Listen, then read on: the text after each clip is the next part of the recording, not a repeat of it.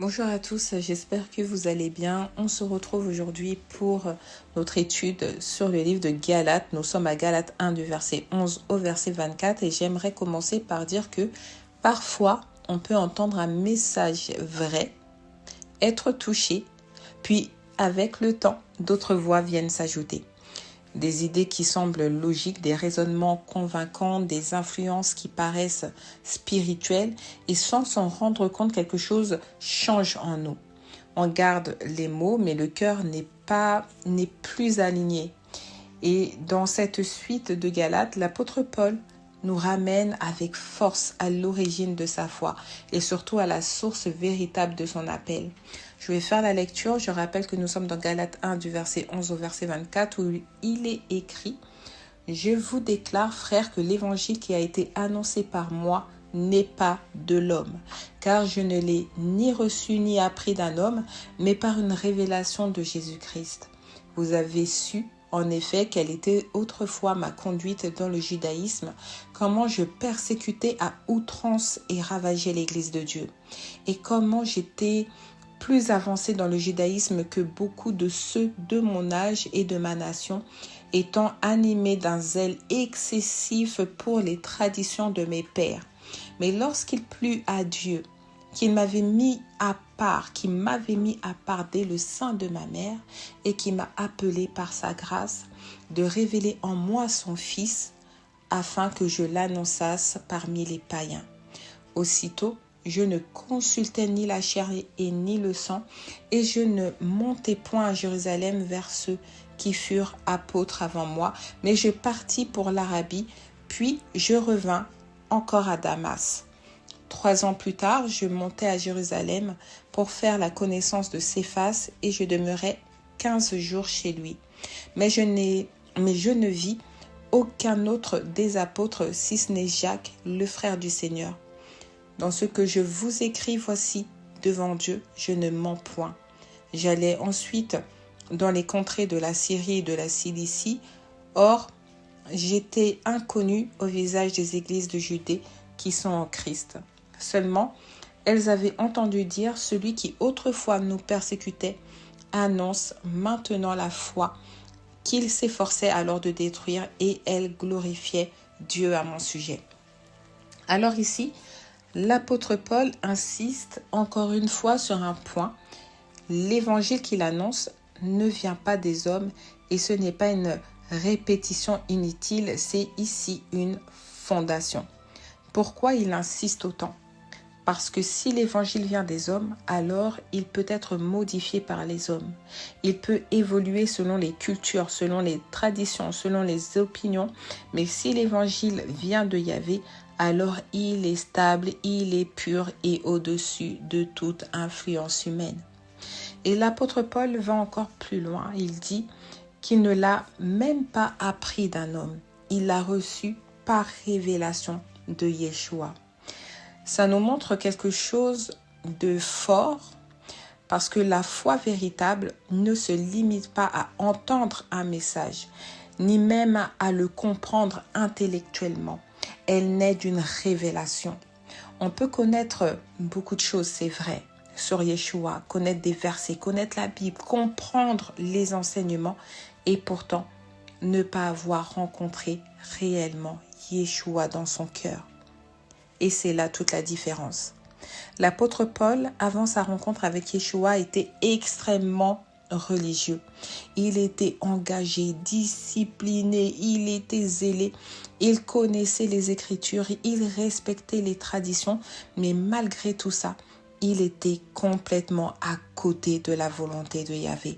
Pourquoi ? Parce que son zèle était basé sur les traditions humaines, pas sur une révélation vivante avec Yahvé. Et ça, c'est un avertissement aujourd'hui pour chacun de nous. On peut être sincère et se tromper. On peut être engagé et être à côté. On peut être actif dans la religion et ne pas connaître vraiment Yeshua. L'apôtre Paul dit qu'il était animé d'un zèle excessif pour les traditions de ses pères. Et ça veut dire qu'il défendait quelque chose qu'il pensait être juste. Il croyait honorer Yahvé.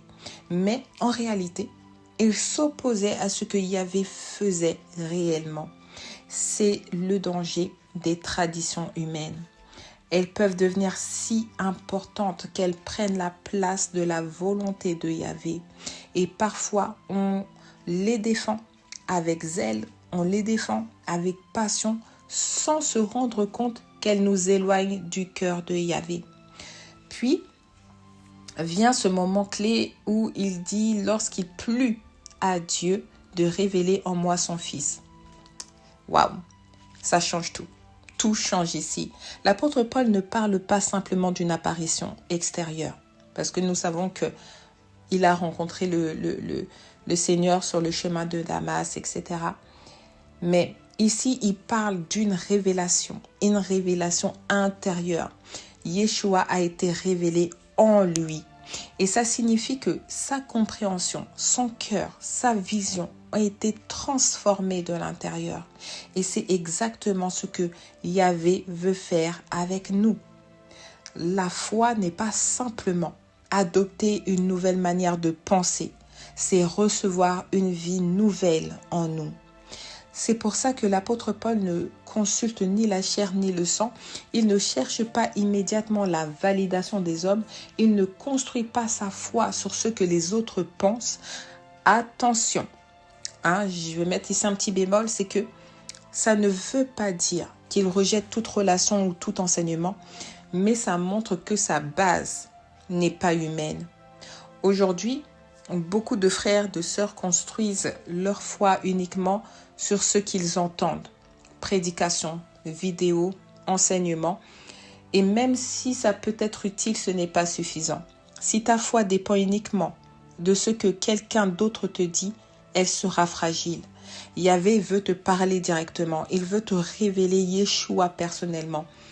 Donc ensuite, l'apôtre Paul explique qu'il a été longuement inconnu des autres frères, des autres sœurs en Christ. Et pourtant, une chose était claire, sa vie avait changé.